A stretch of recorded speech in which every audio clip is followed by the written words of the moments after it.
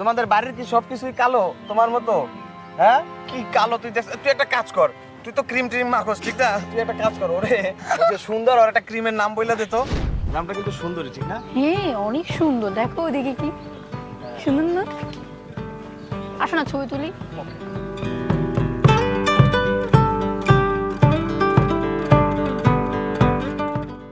কিন্তু সুন্দর হয়েছে, এটা তো ভাবছিলাম কাকতারুয়া। আপনারা কি এই গ্রামে নতুন? আমি তো কাকতারুয়া ভাবছি, এটা তো এই মেয়েটাই, দেখ পুরো কাকতারুয়ার মতো লাগে না? ইয়া, কি কালো! আসলেই তো। আর কালোর ভিতরে কি পড়ছে? লাল। হ্যাঁ, কালোর ভিতরে কেউ লাল ড্রেস পরে আরো কালো লাগে। সেটাই তো, কেমন দেখা যাচ্ছে। এই মেয়ে, তোমার বাসা কই, বাড়ি কোথায়? এই সামনে। তোমাদের বাড়ির কি সবকিছুই কালো তোমার মতো? হ্যাঁ, কি কালো? তুই একটা কাজ কর, তুই তো ক্রিম ট্রিম মাখোস, ঠিক না? তুই একটা কাজ কর, ওরে যে সুন্দর, ওর একটা ক্রিমের নাম বইলা দে তো। শুনো শুনো, যে লতা লতা হারবার আছে ওটা মাইরো, 7 দিনই সুন্দর হয়ে যাবে। এই মেয়ে শুনো শুনো, এই শোনো, লতা হারবার না এই কিন্তু। শুনো না, আচ্ছা চল, কি ছবি উঠাই। মজাই না করলাম দোস্ত। হ্যাঁ, এ চল। কি রে? ছবি উঠে আর কয়টা।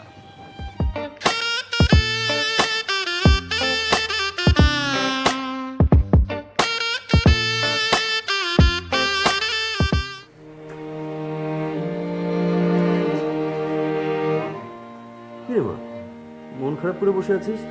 কিছু হয়েছে? আমি মনে হয় অনেক বেশি কুৎসিত দেখতে, তাই না বাবা? কেন রে মা, কি হয়েছে? কেউ কিছু বলেছে? মনে হয় এই গ্রামের ভিতরে সব থেকে বেশি বিচ্ছিরি আমাকেই দেখতে। না রে মা, তুই হলি আমার দেখা সবচেয়ে সুন্দরী মেয়ে। শহর থেকে একটা ছেলে আর একটা মেয়ে এসেছে, পাশের রাস্তায় ওরা ছবি তুলছিল। আমি কথা বলতে গিয়েছি, ওরা আমাকে যা না তাই বলে অপমান করলো। আমি নাকি কাকতারুয়ার মতো দেখতে, আয়নার সামনে আমি দাঁড়াইতে পারবো না, আমাকে ফর্সা হওয়ার ক্রিম মাখতে বলছে, জানো? মারে, সবার বোধ বুদ্ধি একরকম নয়, আর সবার বিবেকও এক নয়। তুই কিছু মনে করিস না মা, ওরা যা বলেছে না বুঝেই বলেছে। তুই অনেক সুন্দর, আর আল্লাহ তাআলার সৃষ্টি সবাই সুন্দর। তুই কিছু মনে করিস না, তুই বস, আমি আসছি।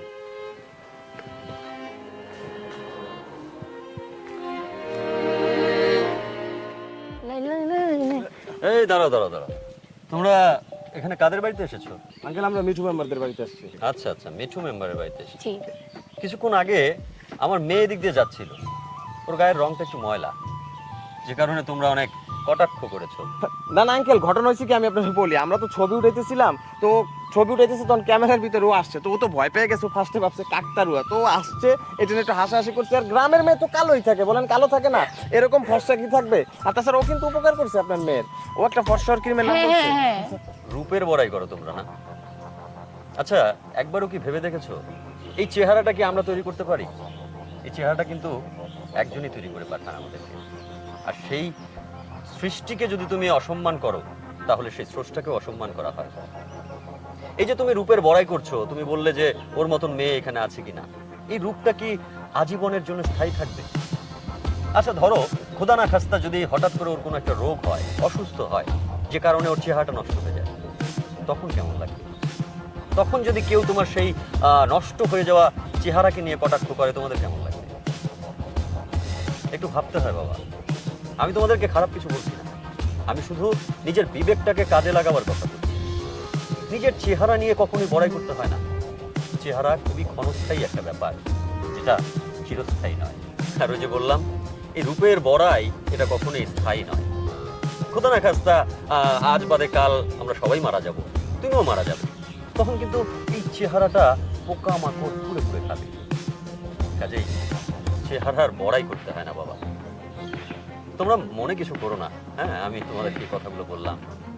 না আঙ্কেল, আসলে ভুলটা আমাদের হয়েছে, আমরা বুঝতে পারি নাই।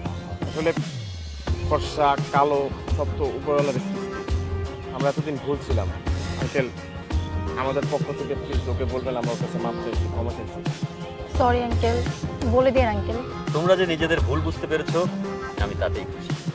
বাবা, একটা কথা মনে রাখো, কালোই জগতের আলো। ভালো থেকো। আসসালামু আলাইকুম। আসসালামু আলাইকুম।